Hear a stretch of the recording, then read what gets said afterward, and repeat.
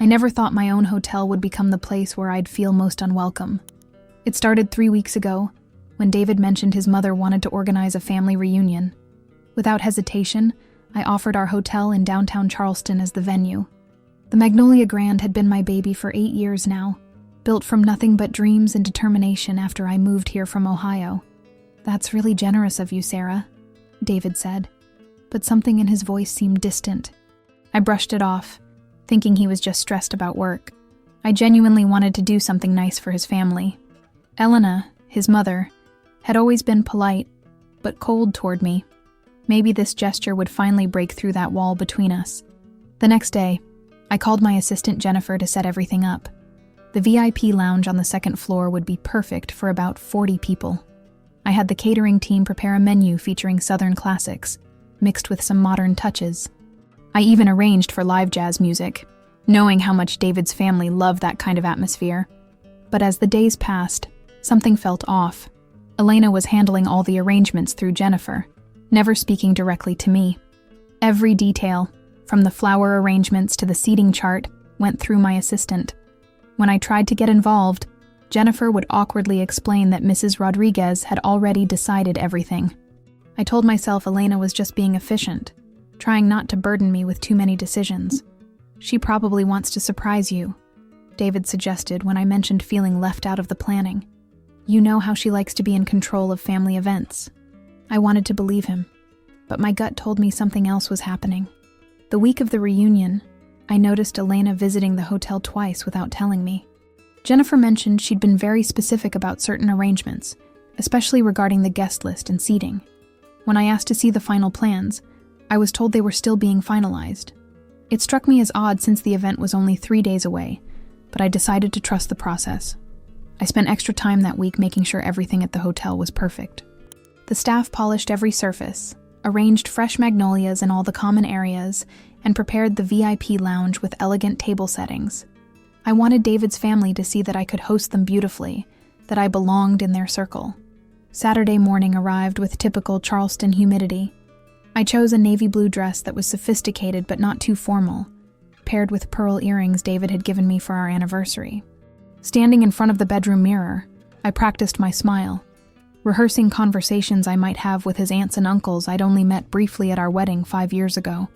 Walking through the hotel lobby that afternoon, I felt proud seeing David's relatives gathered in small groups, admiring the historic details I'd preserved during renovation.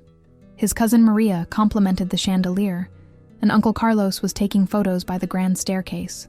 The atmosphere felt warm and festive, exactly what I'd hoped for. I made my way toward the elevator, planning to check on the VIP lounge one final time before joining everyone. The sounds of laughter and conversation drifted down from the second floor, and I could smell the aroma of the catered feast. My heart felt light thinking about finally being part of a real family celebration, not just watching from the sidelines as I had at previous Rodriguez gatherings. The elevator doors opened on the second floor, and I could hear the party in full swing. Through the glass doors of the VIP lounge, I saw David gesturing animatedly while telling a story to his cousins. Everyone looked relaxed and happy, wine glasses in hand, the soft jazz creating the perfect backdrop. I smoothed my dress and walked toward the entrance with a genuine smile.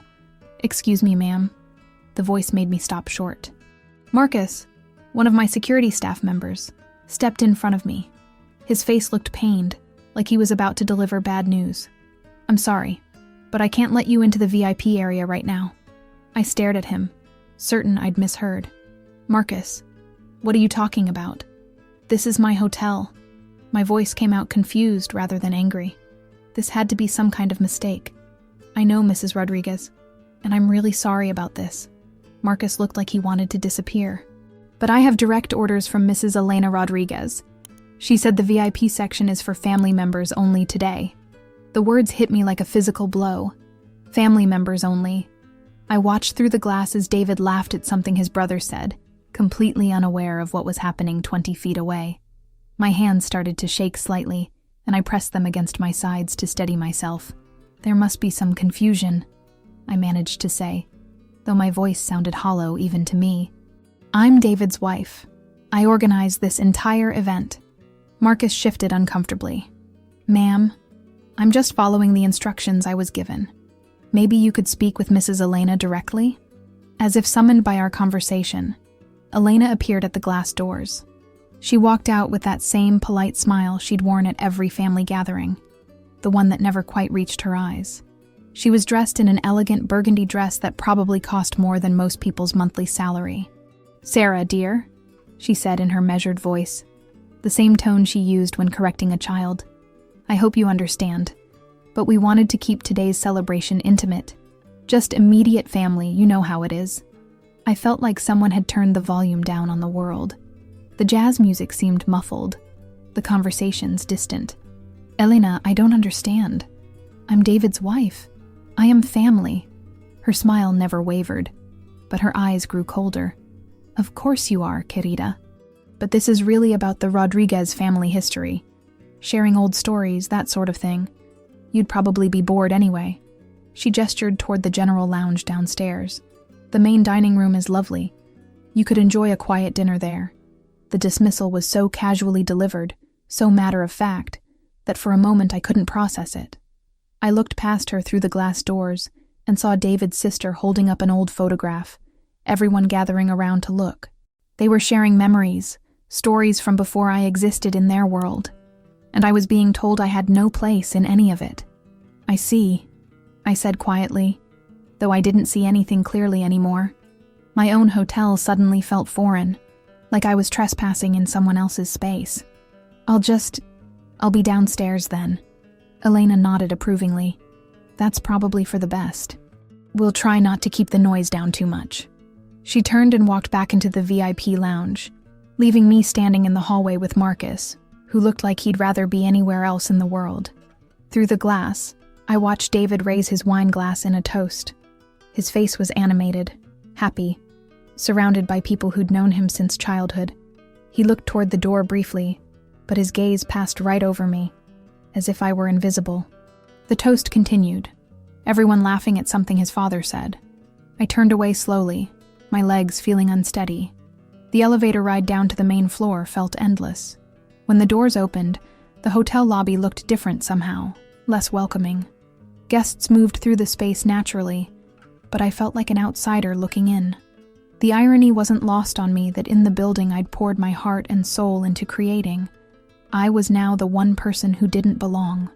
The main dining room felt cavernous despite its warm lighting and carefully chosen decor. I'd spent months selecting every piece of furniture, every painting on the walls, wanting to create a space that felt both elegant and welcoming. Now, sitting alone at a table for two near the window, it all felt hollow. Jennifer appeared at my side within minutes, her face flushed with embarrassment. "Mrs. Rodriguez, I'm so sorry about what happened upstairs. I had no idea Mrs. Elena was planning to..." She trailed off, unable to finish the sentence. "It's not your fault, Jen." I managed a weak smile. "You were just doing your job." But inside, I wondered how many of my staff members had known about Elena's instructions. How many people had been part of excluding me from my own venue.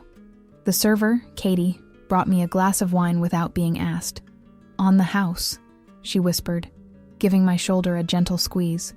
The small gesture of kindness almost broke me. My own employees were showing me more consideration than my husband's family. I sipped the wine and tried to make sense of what had just happened. For 5 years, I'd attended Rodriguez family gatherings, always feeling like I was on the outside looking in. But I'd convinced myself that was normal, that it takes time to be fully accepted into a close-knit family. I'd been patient, respectful, always bringing thoughtful gifts and remembering everyone's birthdays. The distant sound of laughter filtered down from the second floor. I imagined David sharing stories about his childhood, his cousins adding their own memories, everyone feeling connected by shared history. Meanwhile, I sat in my own hotel like a stranger, picking out a salad I didn't want. Other hotel guests drifted through the dining room, couples celebrating anniversaries, business travelers grabbing late dinners. A few recognized me and nodded politely. I wondered if they could tell something was wrong, if my humiliation was visible on my face.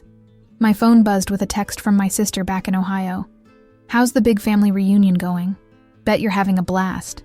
I stared at the message, not knowing how to respond.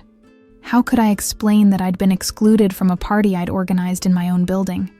An hour passed. The wine helped dull the sharp edges of my embarrassment, but it couldn't touch the deeper hurt. I kept expecting David to notice my absence, to come looking for me with an explanation and an apology. But the elevator remained silent, and my phone showed no missed calls. I thought about all the family events I'd attended over the years. David's graduation from law school, where I'd sat in the back row while his parents reserved front seats for real family.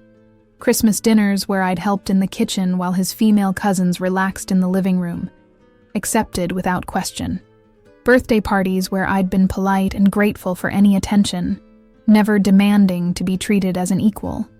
The jazz music from upstairs seemed to mock me now. I'd chosen that band specifically because Elena had mentioned loving jazz at David's birthday party last year. I'd remembered that detail, filed it away, used it to try to please her. And for what? So she could use my own staff to keep me out of a party I'd paid for? Jennifer checked on me twice more, offering dessert, coffee, anything to make me more comfortable. But comfort felt impossible. I was experiencing something I'd never felt before in my own space. The feeling of not belonging, of being unwelcome in a place I'd built with my own hands and heart. As the evening wore on, I realized that David's absence hurt more than Elena's rejection. I could understand, even if I couldn't accept, his mother's behavior. She'd never hidden her feelings about me, but David was my husband. He'd promised to love and protect me, to stand by my side. Where was he now when I needed him most? The dining room began to empty as the evening grew late. I remained at my table, staring out at the Charleston streetlights, wondering how I'd let myself become so small in my own life. The woman who'd built this hotel from nothing, who'd fought contractors and city planners and loan officers, had been reduced to hiding in a corner, waiting for permission to exist in her own space. By 10 o'clock, I couldn't pretend anymore that I was fine sitting in the dining room. The few remaining guests were finishing their meals, and the staff kept glancing at me with worried expressions. I needed to get away from the sympathetic looks and hushed whispers. I needed somewhere I could fall apart without an audience. My office on the 3rd floor had always been my sanctuary. It overlooked King Street, with a view of the historic district I'd fallen in love with when I first moved to Charleston. I decorated it simply but warmly, with photographs from the hotel's construction and renovation, awards from the hospitality industry, and a few personal touches that made it feel like mine. I locked the door behind me and sank into my desk chair, finally allowing myself to breathe. The silence felt different here, not empty like the dining room, but full of my own presence. This was the one space in the building where I'd never doubted I belonged. The security monitors on my desk showed feeds from throughout the hotel. I told myself not to look at the VIP lounge, but I couldn't help myself. The party was still going strong. David had loosened his tie and rolled up his sleeves, looking more relaxed than I'd seen him in months. His arm was around his brother's shoulders as they posed for photos with their parents. Elena stood in the center of it all, directing group photos like a conductor leading an orchestra. She looked radiant, completely in her element. This was her family, her event, her moment. I was struck by how natural she seemed, how effortlessly she commanded everyone's attention and affection. I watched David laugh at something his uncle said, throwing his head back in that uninhibited way he used to laugh with me when we were first dating. When was the last time I'd seen him that happy? When was the last time we'd laughed together like that? The questions felt like small knives twisting in my chest. My phone buzzed with notifications from social media. David's cousins were already posting photos from the reunion, tagging family members, sharing memories. I scrolled through the images, seeing faces I recognized from our wedding, people who'd been polite to me that day, but had never reached out since. In every photo, they looked genuinely happy, connected, like they were exactly where they belonged. I thought about my own family back in Ohio. My parents had divorced when I was 12, and I'd spent my teenage years bouncing between two houses where I never quite felt at home. My sister lived in Columbus with her husband and kids, busy with soccer practices and school events. We texted regularly, but only saw each other a few times a year. I'd built my life in Charleston partly to escape that feeling of being on the outside, but here I was again, watching through glass as other people shared the kind of belonging I'd always craved. The irony was bitter. I'd worked so hard to create this hotel, this beautiful space where people could gather and celebrate. I'd hosted hundreds of events, watched families reunite, couples get married, friends commemorate milestones. I'd provided the backdrop for so much joy and connection, but I'd never truly experienced it myself. I opened my laptop and looked at the hotel's booking system. Tomorrow would bring new guests, new events, new opportunities to facilitate other people's happiness. Business was good, better than I'd ever imagined when I'd first walked through this broken-down building 8 years ago. I was successful, respected in my industry, financially independent. So why did I feel so completely hollow? The laughter from the monitors seemed to mock me. I minimized the security feed and stared at my reflection in the black screen. When had I become this person? When had I started accepting scraps of attention and calling it love? When had I decided that being tolerated was enough? David didn't come home until after midnight. I heard his key in the lock, listened to him moving around downstairs, probably grabbing a glass of water and checking his phone. I lay in bed pretending to be asleep, not ready for the conversation that had to happen, but knowing I couldn't avoid it much longer. When he finally came upstairs, he moved quietly, trying not to wake me. I could smell the wine on him, along with his mother's perfume that always seemed to cling to his clothes after family gatherings. He undressed in the dark and slipped into bed, settling into his usual spot without saying a word. "How was the party?" I asked into the darkness. He startled slightly. "Oh, you're awake. It was good. Really nice, actually. Mom did a great job organizing everything." His voice carried that satisfied tiredness that comes after a really good evening with people you love. I waited for him to ask about my evening, to wonder why I hadn't been there, to show any sign that he'd noticed my absence. The silence stretched between us, until I couldn't stand it anymore. "David, I wasn't at the party tonight." "What do you mean? I saw you when I first got there. You looked beautiful in that blue dress." He rolled over to face me, and I could see his confusion in the dim light from the street lamp outside our window. "I was kept out. Your mother told security not to let me into the VIP lounge. She said it was for family only." The words came out flat, matter of fact, but they left me feeling exposed and raw. The silence that followed was deafening. I could practically hear David's mind working, trying to process what I'd said, trying to figure out how to respond. When he finally spoke, his voice was careful, diplomatic. "Sarah, I'm sure there was just some misunderstanding. Mom wouldn't intentionally exclude you. Maybe she thought you were busy with hotel business. Or maybe there was some confusion with the staff." "There was no confusion, David." I sat up in bed, needing to see his face properly. "Your mother looked me in the eye and told me the VIP area was for family only. She suggested I eat dinner alone in the main dining room instead." He sat up too, running his hands through his hair. "That doesn't sound like something she would do. Mom likes you, Sarah. She's always been welcoming to you." The words hit me like a slap. Welcoming? David, when has your mother ever been welcoming to me? When has she ever included me in family decisions, or asked for my opinion, or treated me like I'm actually part of your family? She's just reserved. That's how she is with everyone at first. It takes time for her to warm up to people." But even as he said it, his voice lacked conviction. "It's been 5 years, David. 5 years of me trying to prove I'm worthy of being included. 5 years of being polite while she makes little comments about how different I am, how I don't understand family traditions, how lucky you are that I can provide such nice venues for family events." David was quiet for a long moment. When he spoke again, his voice was defensive. "Look, maybe Mom could have handled things better tonight, but you have to understand, she was trying to avoid any potential drama. You know how family events can get complicated sometimes." "Drama? What drama, David? What have I ever done to cause drama at your family events except smile politely and try to fit in?" My voice was rising despite my efforts to stay calm. "It's not about what you've done. It's just, sometimes it's easier when it's just us, you know? When we don't have to worry about explaining family jokes or making sure everyone feels included. We can just be ourselves." The words hung in the air between us, and I felt something fundamental shift in my understanding of our marriage. "Just you mean? Just your family? Because apparently I'm not part of that. Sarah, That's not what I meant. Then what did you mean, David? Because from where I'm sitting, it sounds like you're saying I'm an outsider who makes your family uncomfortable, and that's somehow my fault. He was quiet again, and in that silence, I heard my answer. David loved me. I didn't doubt that. But he loved me separately from his family, in a compartmentalized way that kept his two worlds from ever truly merging. I was his wife, but I wasn't Rodriguez' family.